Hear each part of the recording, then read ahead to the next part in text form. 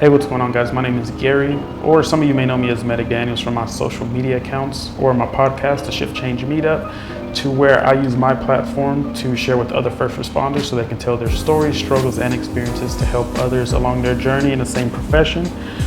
If you want to check that out, feel free to watch after this video and let me know your thoughts. Feel free to comment, like, and share. So recently I've been getting a question a lot on how I became a flight paramedic. So I wanted to make this video just to share my journey on how I became a flight paramedic and hopefully it helps you along your journey.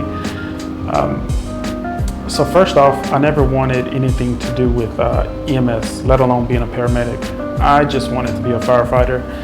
So I learned early that you just can't be a firefighter, at least here in Texas. You have to be an EMT. So I reluctantly enrolled in the EMT program and I literally crawled my way through. It was rough for me. I didn't even want to be there. Everything was new to me and I just felt so out of place, but I knew it was a stepping stone in the right direction, so I just kept it moving step by step.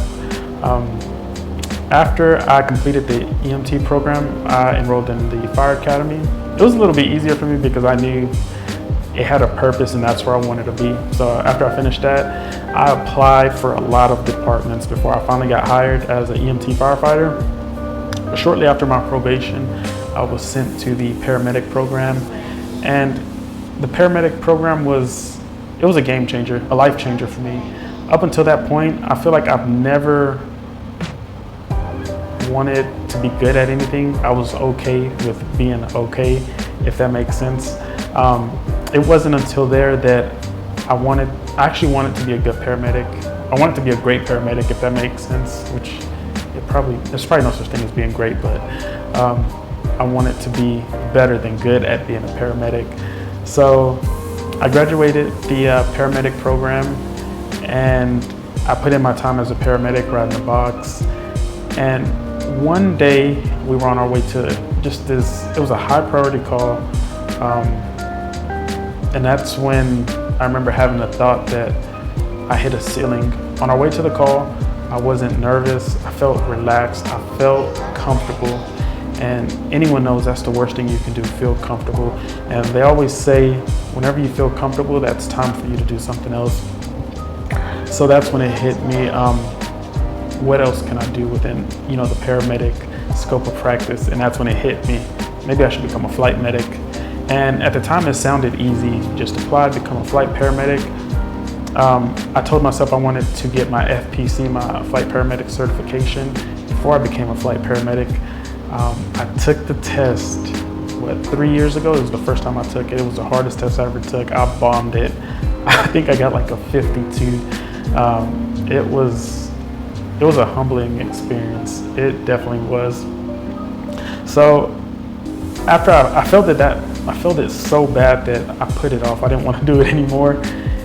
But the thought always lingered in my mind. So I want to say last year or a year and a half ago, I started to hear that voice louder and louder, as far as becoming a flight paramedic. So I applied for 3 companies and I remember hearing 2 no's. Pretty much they felt like I didn't have the experience that they needed, and I used that as motivation. And I remember I applied for the 3rd company and I told myself that I would give myself the best chance of getting hired. So I did the worst thing you could ever do, which was I scheduled my flight paramedic certification test the day before the interview because I felt like if I went to the interview having that certification, I would have the best chance. And lo and behold, I failed the test again. This time was worse.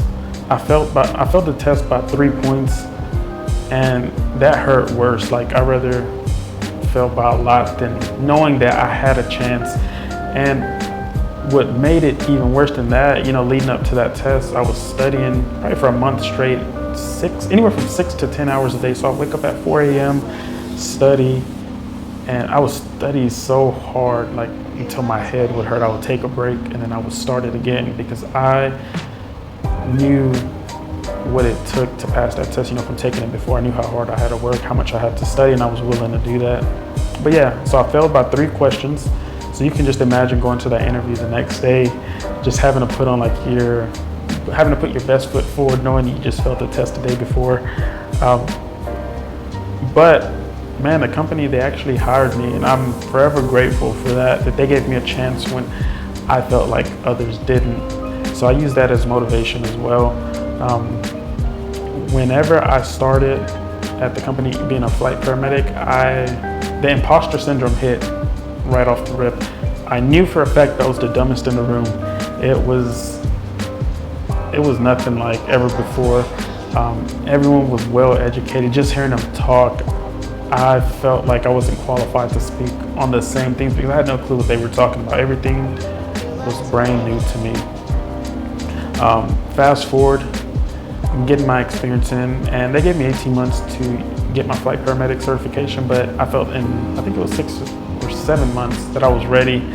So I took the test and I passed. And I remember for 5 minutes, man, I was so excited. And then the excitement just left. I had this thought that I was telling myself the only reason I passed was because I was a flight paramedic, that if I wasn't a flight paramedic, I still wouldn't pass that test. So for me, there was only one thing I needed to do, and that was take this other test, which was the critical care paramedic certification test. So a month later, I think it was less than a month later, I took that test, which for me was harder than a flight paramedic test. And I passed it. And it was weird because it was the same feeling. I remember seeing that red dot that said pass, and I was hyped. And then shortly after, I'm like, what's next? What's next?